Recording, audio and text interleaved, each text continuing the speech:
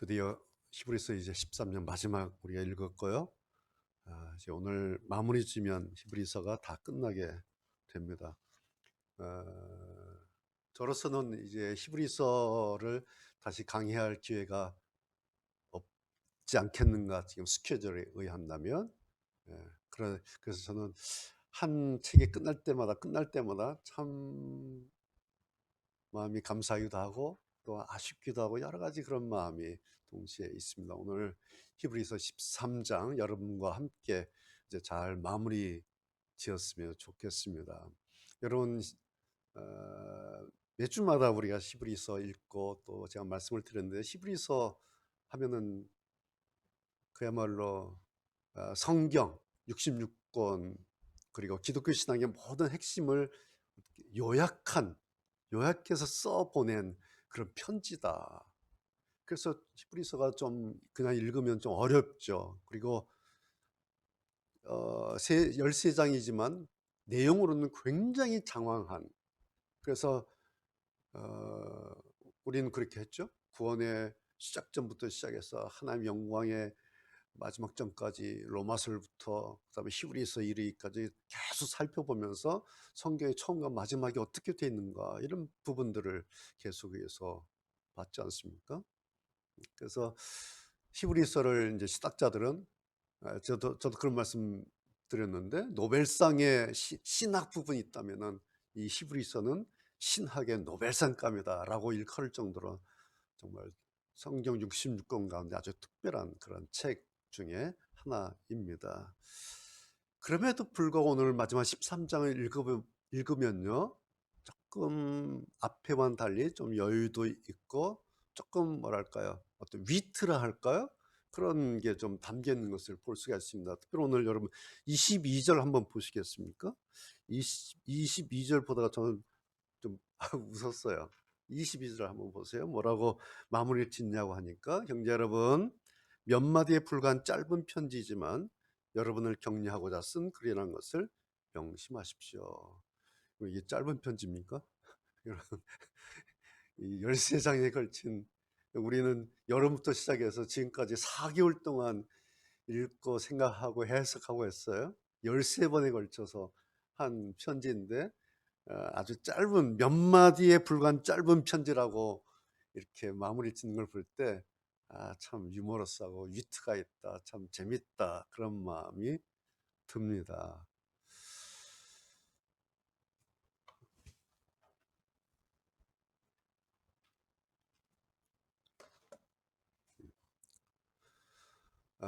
오늘 13장 우리가 읽었지만, 그리고 히브리서가 13장으로 되어 있지만, 정작 이 히브리서 저자가 하고 싶었던 말은 지난주 12장에서 다 끝났어요. 할 말은 다 끝났어요. 12장에서.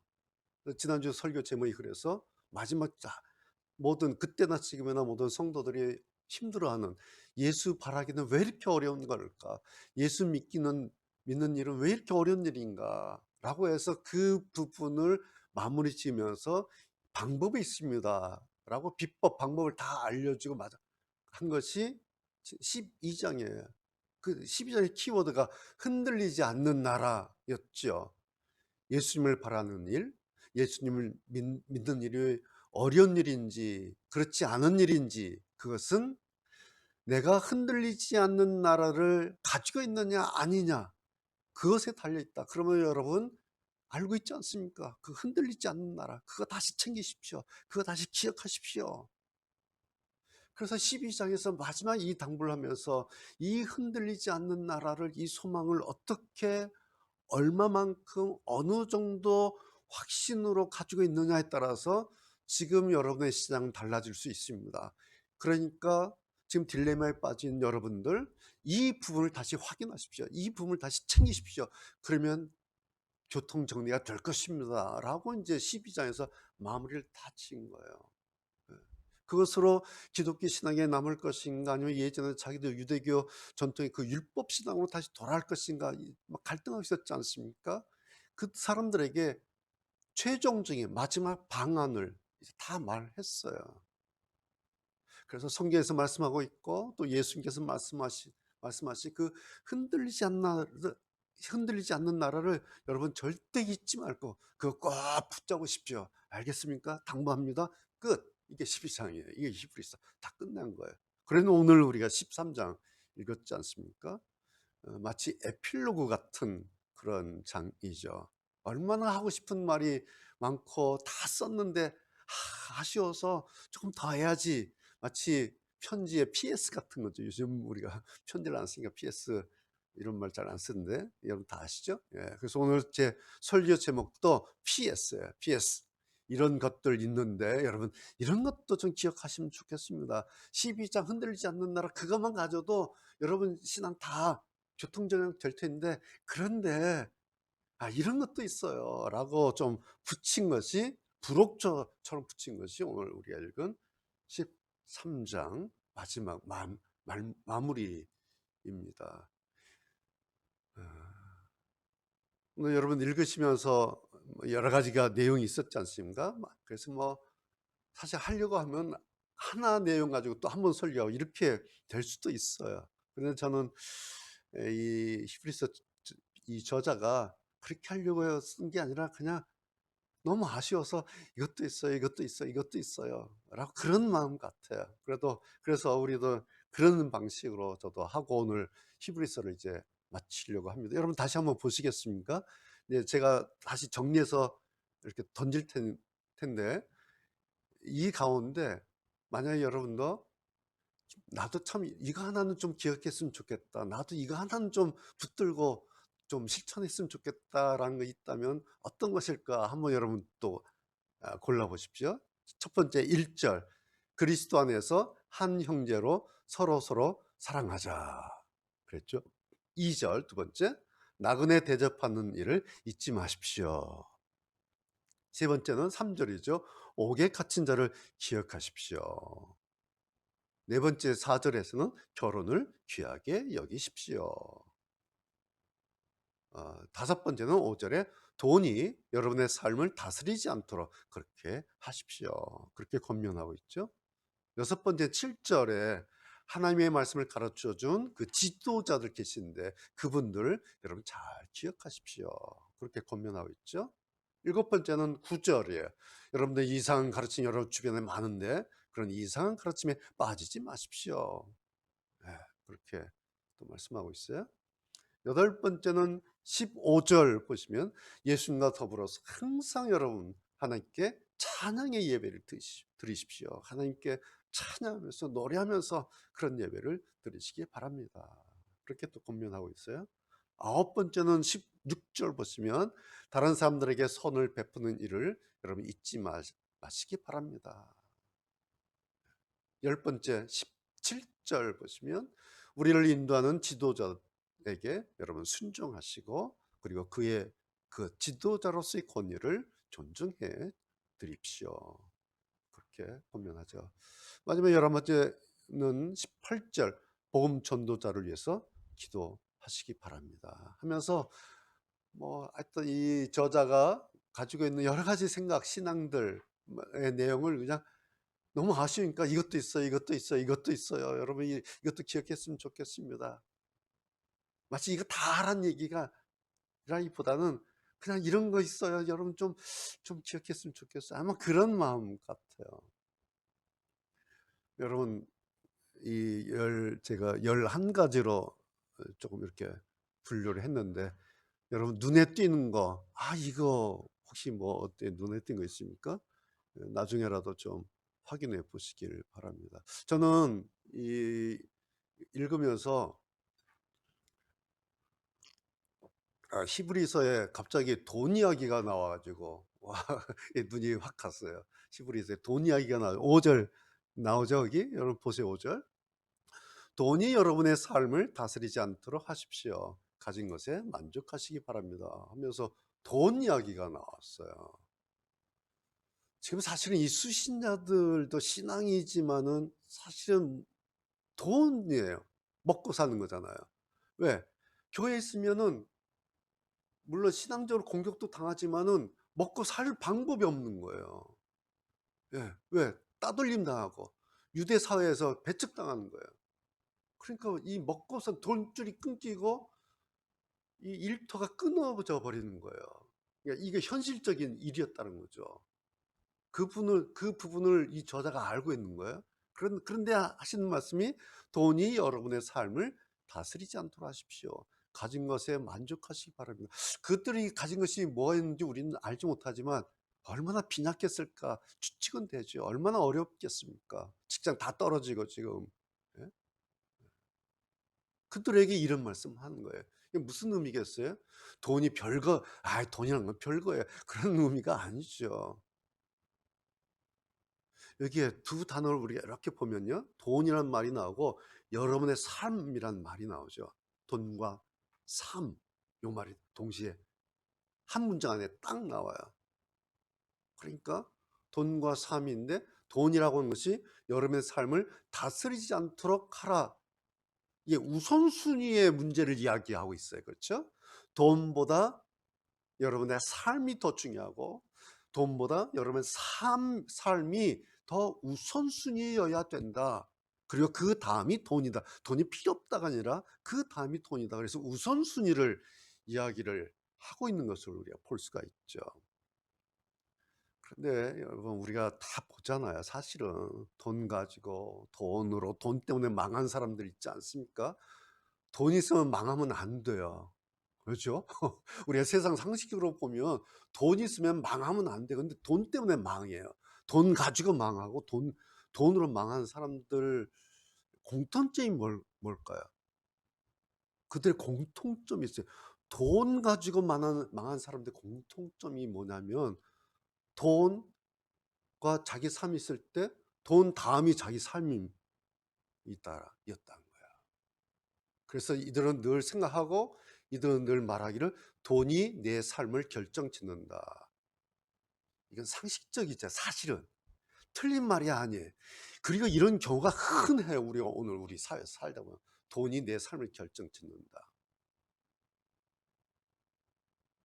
그러나 성경은 오늘 히브리서는 이것을 거슬려서 말하고 있구나라는 것을 우리가 눈치를 채야 됩니다. 무슨 이야기를 하고 있는 겁니까? 돈이라고 하는 것이 돈이 당신의 삶을 다스리지 않도록 하라라는 거예요. 돈 필요 없다. 돈은 천박한 것이다. 돈은 세상적인 것. 이런 이야기 아니에요. 그렇죠? 돈이라고 하는 것이 당신의 삶을 다스리지 않도록 하라는 거죠. 우선순위에 대한 말씀이잖아요. 그래서 우리가 말씀 듣고 그래 그 우선순위 지켜야지. 가져야지. 방법이 뭘까요? 그 다음 줄에 가진 것에 만족하시기 바랍니다. 그러니까 가진 것에 만족한다는 것을 다른 말로 표현하면 뭐죠? 가진 것에 감사해요. 만족과 감사는 같이 있는 거예요.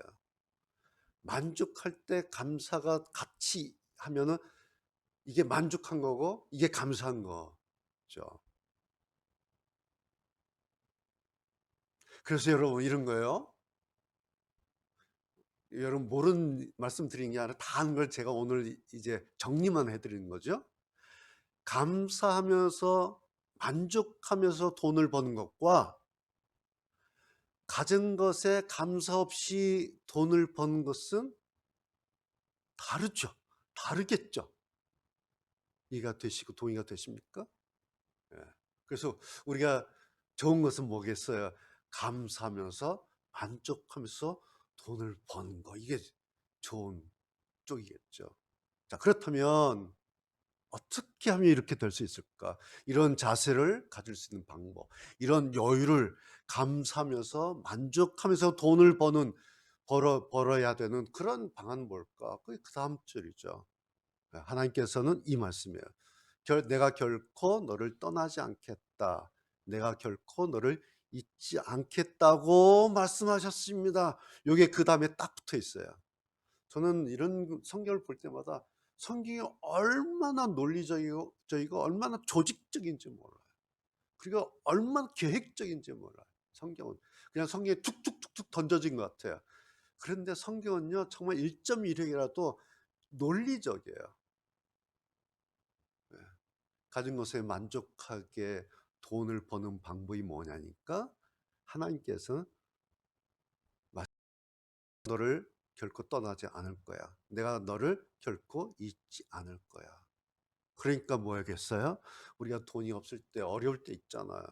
가진 것이 없다고 느껴질 때 있잖아요. 왜 나는 이렇게 없을까? 왜 이렇게 안 될까라고 느껴질 때 이 말씀을 기억하라는 얘기예요. 내가 너를 결코 떠나지 않을 거야. 내가 너를 결코 잊지 않을 거야. 라는 이 말씀을 기억하라는 거예요. 기억하면 해결되나요? 이걸 알아야 돼요. 이게 무슨 의미겠어요? 아, 돈 위에 계신 하나님을 기억하라 이 얘기예요. 하나님이 돈 위에 계시는데 그 하나님 기억하라. 그 하나님은, 그런데 그 하나님은, 돈 위에 계신 그 하나님은 돈보다 당신 자녀의 삶을 더 중요하게 보신다. 그 하나님을 기억하라 라는 말씀이다. 여기까지 정리가 좀 되십니까? 여러분, 우리가 늘 성경을 보면 이런 거죠. 사람의 관점 혹은 사람의 관심과 하나님의 관점, 하나님의 관심이 완전히 다르구나, 이런 것을 우리가 누차 발견하지 않습니까? 가령 예를 들어서 제가 아주 많이 인용하는 말씀, 마태복음 6장. 너희는 먼저 그 나라와 그 의를 구하라. 그리하면 이 모든 것을 너희에게 더하시리라. 사람들이 좋아하는 건 어디예요? 뒤에 있는 거. 너희에게 더하시리라. 와, 더하시리라. 이거 사람들이 좋아하잖아요. 근데 하나님의 관점은 앞에 있어요. 너희는 먼저 하나님의 나라와 하나님의 의를 구하라. 하나님의 관점, 하나님의 관심은 앞에 있고요. 사람의 관심은 뒤에 있는 거예요. 더하시리라. 달라요, 완전. 같은 말씀 아닌데 우리의 심리적으로 달라요. 예수님께서 말씀하신 요한복음 말씀에 너희가 내 안에 거하고 내 말이 너희 안에 거하면 좋아. 무엇이든지 원하는 대로 구해. 그리하면 이루게 될 거야. 이루리라. 사람들은 어딜 좋아해요? 뒤에요. 그리하면 이루게 될 거야. 구하면 이루어질 거야. 이거 사람들의 관심사야. 맞다 틀리다가 아니라 관심사가 뒤에 있다는 거예요. 그러나 하나님의 관점, 예수님의 관점은 어디에 있어요? 너희가 내 안에 거하고 내 말이 너희 안에 거하면, 여기 있어요. 그러니까 성경 보면요, 사람들이 원하는 거하고 하나님 바라시는 것이 달라요. 완전. 그래서 이 두 관점의 사이에서 우선순위를 결정하라. 그리고 우선순위를 만약에 바뀌었네 하면 그것을 바꾸는 작업이 있어야 된다. 이것이 신앙의 과정이다라는 거예요. 신앙이라는 게 주여 믿습니다, 이거 주십시오, 이게 신앙이 아니라 내 관점하고 하나님과의 관점이 있었는데 이 관점이 이렇게 있었구나라고 이 관점을 바꿔가는 과정, 이것이 신앙이다. 그것이 제가 늘 강조하는 하나님께로 방향을 잡는 거, 성경 쪽으로 방향을 잡는 거, 이것이 더 구체적으로는 그렇게 하는 것 자체가 하나님과 친밀하게 교제하고 만나고 사귀는 관계고, 그렇게 하는 과정이 하나님을 만나는 시간이다라는 거죠. 그렇다면 구체적으로 나는 하나님과 이런 관계가, 이런 우선순위가 얼마나 무르익었는가, 이걸 좀 알아야 되잖아요. 그죠? 나는 정말 많이 무르익었나?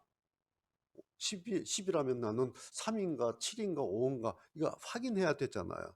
확인할 수 있는 방법이 뭘까요? 그 다음 6절을 보세요. 그러니까 제가 논리적이라고 그랬죠. 5절 딱 해놓고요. 6절에서 그러므로 우리는 이제 자신 있게 말할 수 있습니다. 뭐를? 주님은 나를 돕는 자시니 내가 두려워하지 않을 것입니다. 사람들이 내게 무슨 짓을 할 수 있겠습니까? 바로 이 마음이 생기면, 여러분 안에 이 마음이 있으면, 주님은 나를 돕는 자시니 내가 두려워하지 않을 거야. 사람이 나한테 무슨 짓을 할 수 있을 거야. 왜? 주님이 나를 돕는데. 이 든든한 마음이 있으면, 이 든든한 마음을 내가 가지고 있으면, 이것이 바로 여러분 12장에서 말하는 흔들리지 않는 나를 내가 가지고 있다라는 증거입니다. 흔들리지 않는 나라고 하는 것이 예루살렘 성, 천국이라는 것이 죽어서 가는 게 아니에요. 그 나라를 내가 지금 어떻게 가지고 있는가? 아, 주님이 나를 돕는구나. 내가 두려워하지 않아. 사람들이 나한테 무슨 짓을 할 수 있어. 주님이 나를 돕는데. 라는 든든함, 의연함. 이거 있으면, 아, 내 안에 나한테 흔들리지 않는 나라 있구나. 그러면 하나님이 우선순위로 가게 돼 있어요. 여러분 그렇다고요. 이러면은, 이런 신앙 가지면요, 그다음부터 막 대박이 터지고 저절로 막 돈이 많이 벌리고 그런다는 말이 결코 아니죠. 단지 돈이라고 하는 것과 하나님께서 허락하신 오늘의 내 삶의 우선순위가 분명해졌다라는 거예요. 여기까지는. 자, 그런데 그러면 그 다음은 여러분 정말 기대하시라 개봉박도예요. 이 우선순위가 분명해지면 이거예요. 주님은 나를 돕는 자시니 누가 나한테 무슨 짓을 할 수 있겠습니까? 왜? 주님은 나를 돕는 자시니. 이 말씀을 여러분 가슴에 새겨야 돼요. 주님은 나를 돕는 자시니. 이 담대함을 가지고 있어야 돼요. 이것이 신앙이다. 그런데 이것을 어디서 가지고 있어요? 언제 가지고 있어요? 주일날 교회 와서 천만에요. 삶의 현장에서 한 겁니다. 삶의 현장에서, 사람들 속에서, 일터에서, 가정에서 주님은 나를 돕는 자시니. 이런 것이 현장에서 신앙하는 거죠. 그러니까 돈 벌면서 일터에서 그 자리에서 그 시간에, 아, 이 돈 위에 하나님 계시구나. 이 사실을 기억해야 된다는 거죠. 그러면 그 기억하면은 그 자리는 일터가 아니라 그 자리는 신앙하는 자리다라는 거예요. 그러면 누가 좋아하실까요? 하나님이 그 신앙하는 자리를 보시고 너무너무 좋아하세요. 그럼 그때부터 하나님께서 궁리를 하세요. 자, 이거 내가 뭘 해주면 좋을까? 내가 어떻게 할까? 어? 내 자녀가 나를 이렇게 생각하고 나를 기억하는데, 자, 내가 뭘 할까? 내가 뭘 해주면 좋을까? 여러분도 헌신하시면서 헌금을 우리가 하지 않습니까? 또 헌금에서 복을 받는데 잘 구분하셔야 돼요. 헌금을 우리가 하나님께 드려서 복을 받는 걸까요?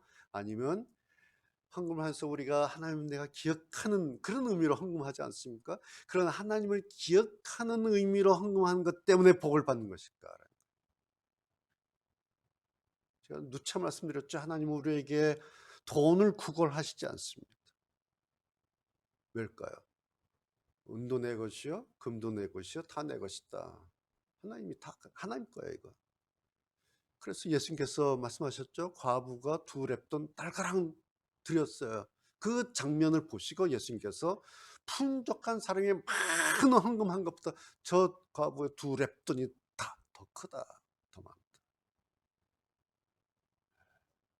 뭐죠?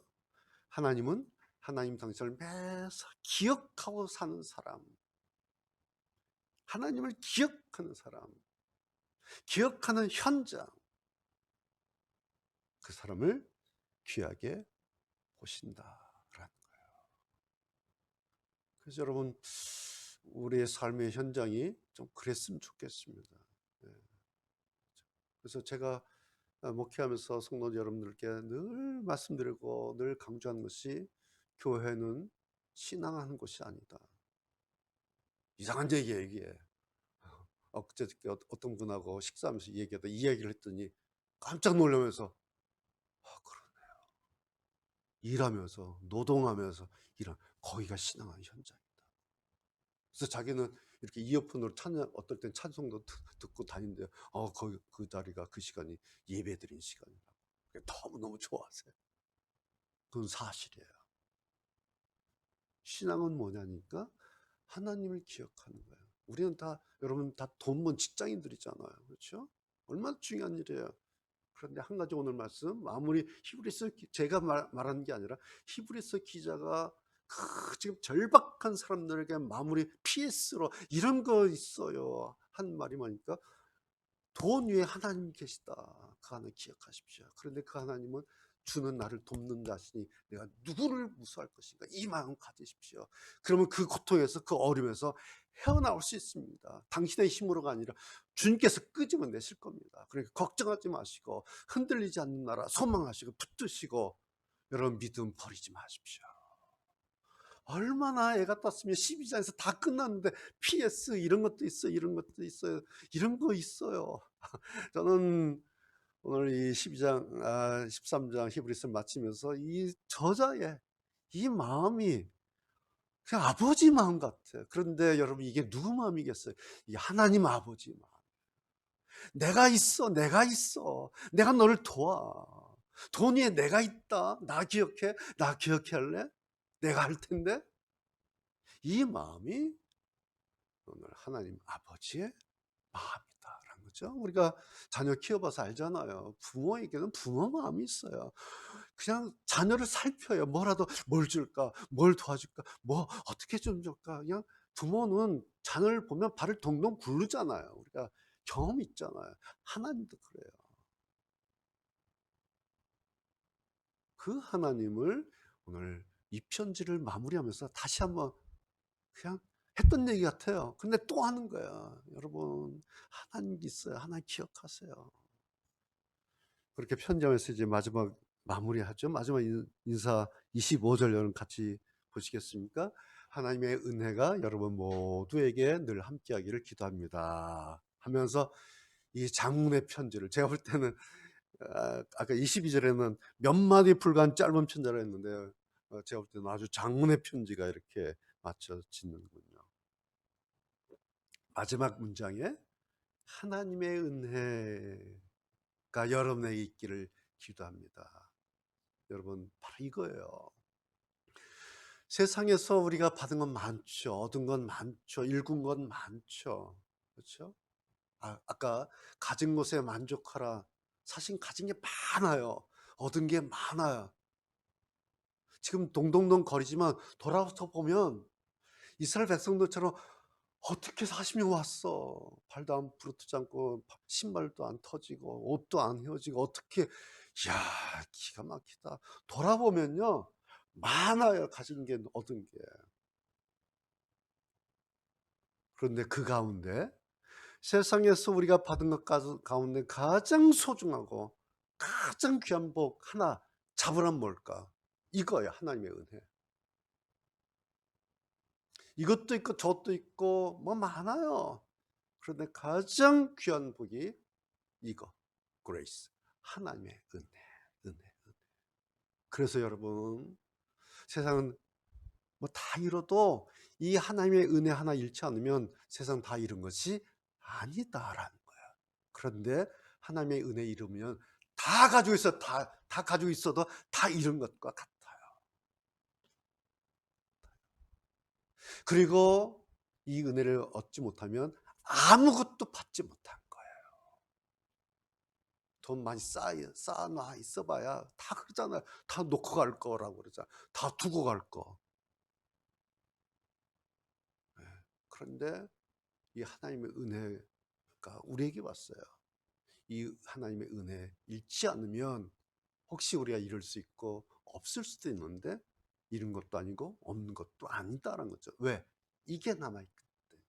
이 가장 중요한 하나님의 은혜가 나에게 남아있기 때문에. 그렇다면 이것은 무언가 다시 시작할 수 있는 새로운 출발점이다라는 거예요. 이 하나님의 은혜가 남아있으면. 이 하나님의 은혜가 없으면 아무것도 출발할 수가 없어요. 그런데 나에게 이 하나님의 은혜 하나 남아있다면 새로운 출발을 날마다 할 수 있어요. 그래서 우리의 나날이 날마다 새로운 것이, 날마다 설레는 하루를 맞이하는 것이 하나님의 은혜 때문에 하루 열면 또 새로운 출발이에요. 새로운 출발. 그래서 이 히브리서 수신자들에게 마지막 이 하나님의 은혜라는 것만이라도 여러분 기억하십시오. 여러분 힘들죠. 그런데 여러분에게 남아있는 거 있어요. 여러분 다 잊었죠. 그런데 아니에요. 여러분이 받은 이 하나님의 은혜 있는데 이거 기억하시고 이거 하나만이라도 허공에 날려버리지 말기를 바랍니다. 그러면서 막 격려하면서 오늘 이 편지를 끝내고 있습니다. 이제 저도 오늘 히브리서 마치려고 합니다. 13번 했어요. 히브리서 말씀 여행 여러분하고 7월 16일인가 여름에 시작했는데 이제 가을 무렵까지 함께 이렇게 오게 된 거 여러분들께 참 감사하고 또 이렇게 오게 된 건 얼마나 기쁜지 몰라요. 성도 여러분들에게 이 마지막 하나님의 은혜가 함께 하기를 서로를 위해서 기도하시고 또 서로를 격려하고 그래서 우리 교회가 아름다운 신앙의 공동체, 신앙의 지체들 되시길 바랍니다. 그래서 참 우리에게 보면 뭐 없는 것 같고 이것도 없고 저것도 못하고 하는 것 같은데 하나님의 은혜가 남았구나. 당신에게 하나님의 은혜 남아 있습니다. 그거 붙드십시오. 거기서 또 시작합니다. 또 일어섭니다. 우리는 하나님의 은혜로 살아갈 사람들입니다. 염려하지 마십시오. 주님이 돕는데 누가 어떻게 할 겁니까? 걱정하지 마십시오. 이 마음으로 오늘 이 2000년 전 이 히브리서 편지를 받았던 그 수신자들처럼 그리고 오늘 우리들도 하나님 앞에 다시 불끈 일어나서 새롭게 시작되는 그런 은혜로운 우리 믿음의 여정 되기를 바랍니다. 이 은혜를 주신 하나님께 박수 한번 쳤으면 좋겠어요. 마무리하면서 히브리서 끝났습니다.